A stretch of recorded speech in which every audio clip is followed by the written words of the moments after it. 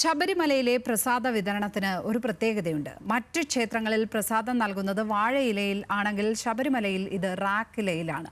വനത്തിൽ നിന്ന് ശേഖരിക്കുന്ന കാട്ടുകൂവയുടെ ഇലയാണ് റാക്കില.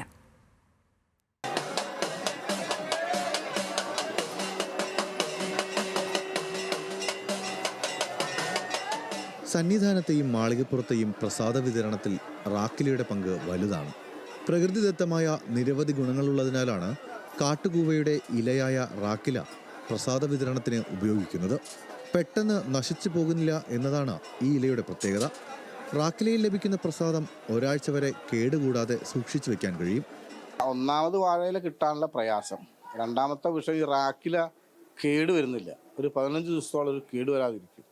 ഇപ്പം കേരളത്തിൽ നിന്നല്ല, കേരളത്തിൻ്റെ പുറത്തുനിന്ന് ആന്ധ്ര, കർണാടക, തമിഴ്നാട്, ജാർഖണ്ഡ് ഇങ്ങനെയുള്ള സ്ഥലങ്ങളിൽ വരുന്ന ആൾക്കാർക്ക് ഈ പ്രസാദം കൊണ്ടുപോയി അവർ വീട്ടിലെത്തിക്കഴിഞ്ഞാലും ഈ ഇല കേടുവരുന്നില്ല, പ്രസാദം നശിക്കുന്നില്ല.